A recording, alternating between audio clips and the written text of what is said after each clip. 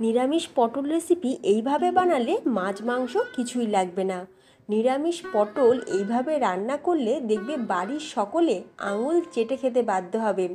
পটল যারা খায় না তাদেরকে যদি এইভাবে পটল রান্না করে দেওয়া যায় তাহলে দেখবে তারাও রীতিমতো এই পটলের রেসিপির প্রেমে পড়ে যাবে। নমস্কার, বেঙ্গলি পাকশালায় তোমাদের সকলকে স্বাগত। তাহলে চলো দেখে নেওয়া যাক আজকের এই নিরামিষ পটলের রেসিপিটি।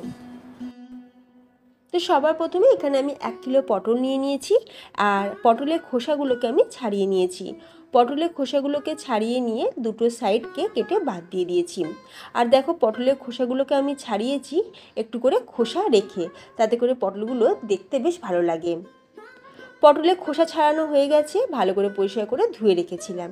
এখন আমরা পটলের গায়েতে একটু করে কাট লাগিয়ে দেবো। এইভাবে কাট লাগিয়ে দিলে দেখবে পটলটা রান্না হয়ে যাওয়ার পর দেখতেও যেমন সুন্দর লাগবে, তেমনি পটলের ভেতরে মশলাপাতি খুব ভালোভাবে ঢুকবে। মাছের কাঁটার মধ্যে ঠিক যেরকমভাবে কাট লাগা থাকে, তো আমি কিন্তু পটলের গায়েতে ঠিক সেইভাবেই কাট লাগিয়ে দিচ্ছি, যাতে করে পটলটা দেখতে কিন্তু খুব সুন্দর হবে। আর দেখো ফ্রেন্ডস, কত সুন্দর দেখতে হয়েছে। প্রত্যেকটা পটল আমি এইভাবেই সুন্দর করে পটলের গায়েতে কাট লাগিয়ে নেব। এরপর পটলের দুটো সাইডেও আমরা অল্প অল্প করে কাট লাগিয়ে দিচ্ছি। পটলটা রেডি হয়ে গেছে। এরপর আমরা পটলের মধ্যে লবণ দিয়ে দেবো। লবণ দিয়ে খুব ভালো করে মাখিয়ে নিয়ে আমি এটাকে 5 মিনিট রেখে দেবো।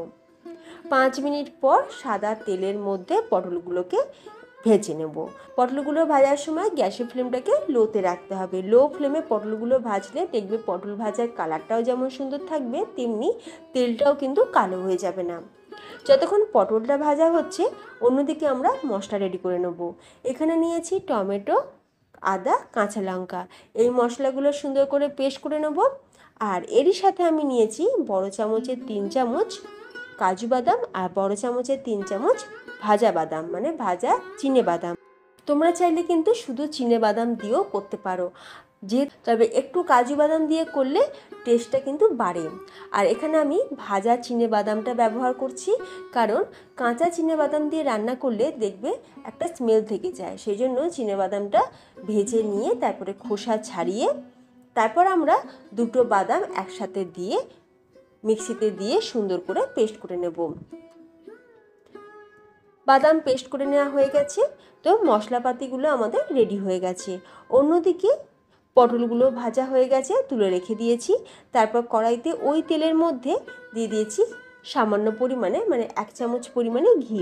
ঘিটা খুব ভালোভাবে মিশিয়ে নিয়ে এখন দিয়ে দেবো গোটা গরম মশলা, ছোটো এলাচ, লবঙ্গ, দারচিনি।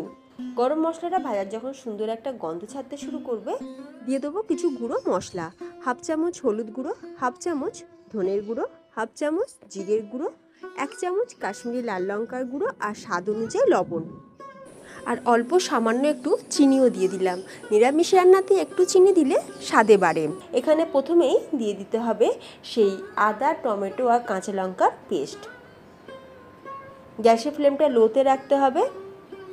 খুব ভালোভাবে মশলাটা এখন কষিয়ে নিতে হবে। মশলা খুব ভালোভাবে কষানো হয়ে গেলে দিয়ে দেবো আমরা বাদামের পেস্ট, চিনে বাদাম আর কাজু বাদাম, যেটা আমরা একসাথে মিক্সিতে দিয়ে সুন্দর করে পেস্ট করে নিয়েছিলাম। বাদাম দিয়েও আবার কিছুক্ষণ আমরা খুব ভালো করে কষিয়ে নেব, যাতে বাদামের কোনো রকম কাঁচা গন্ধ না থাকে। খুব ভালো করে একটু কষিয়ে নিতে হবে। কষাতে কষাতেই দেখবে পুরো একদম তেলটা উপরে ভেসে উঠবে। খুব ভালোভাবে মশলাটা কষিয়ে নেওয়ার পর মিক্সির জার ধোয়া সামান্য পরিমাণে একটু জল দিয়ে আরও কিছুক্ষণ আমরা মশলাটা একটু কষিয়ে নেব। খুব ভালোভাবে মশলাটা কষিয়ে নেওয়া হয়ে গেছে। এরপর আমি দিয়ে দিচ্ছি টক দই। এখানে আমি বড় চামচের 3 চামচ পরিমাণে টক দই আগে থাকতেই খুব ভালো করে ফেটিয়ে রেখেছিলাম। এখন টক দইটাও দিয়ে দিলাম, দিয়ে খুব ভালো করে মিক্স করে নেব।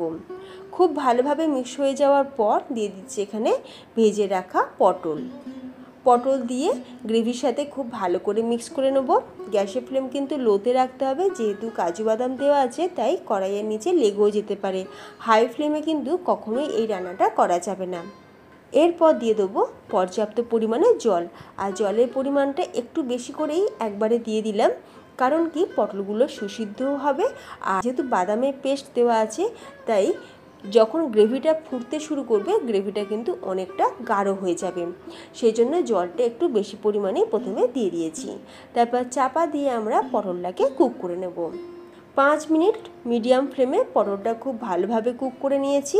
এরপর সবার শেষে আমরা দিয়ে দিচ্ছি গরম মশলা গুঁড়ো, 1/2 চামচ পরিমাণে গরম মশলা গুঁড়ো দিয়ে দিলাম। খুব ভালো করে একবার মিক্স করে নেব।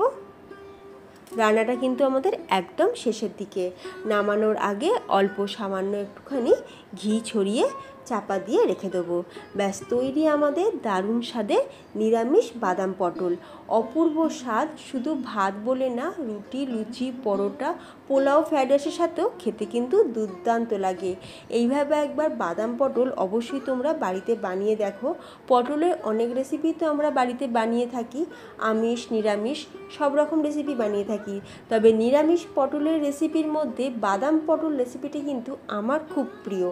তাই আজকে তোমাদের সাথে এই রেসিপিটা শেয়ার করলাম। তোমাদের কেমন লাগলো অবশ্যই আমাকে কমেন্টে জানিও। রেসিপিটা ভালো লাগলে আত্মীয় স্বজন বন্ধু বান্ধবের মধ্যে শেয়ার করে দিতে পারো, যাতে তারাও নিরামিষ বাদাম পটল এইভাবে খুব সহজেই বানিয়ে নিতে পারে। যে সকল বন্ধুরা এখনও আমার চ্যানেলটি সাবস্ক্রাইব করে উঠতে পারোনি, তোমাদের কাছে রিকোয়েস্ট রইল প্লিজ চ্যানেলটি সাবস্ক্রাইব করে পাশে থাকা বেল আইকন অবশ্যই প্রেস করে রাখবে, তাহলে আমি চ্যানেলে যখনই ভিডিও আপলোড করব তার নোটিফিকেশান সবার আগে তোমাদের কাছে পৌঁছে যাবে। তাহলে ফ্রেন্ডস, ভিডিওটা আজ এখানেই শেষ করলাম। তোমরা সকলে ভালো থেকো, দেখা হবে নতুন কোনো রেসিপির সাথে। ভালো থাকবে, সুস্থ থাকবে, ধন্যবাদ।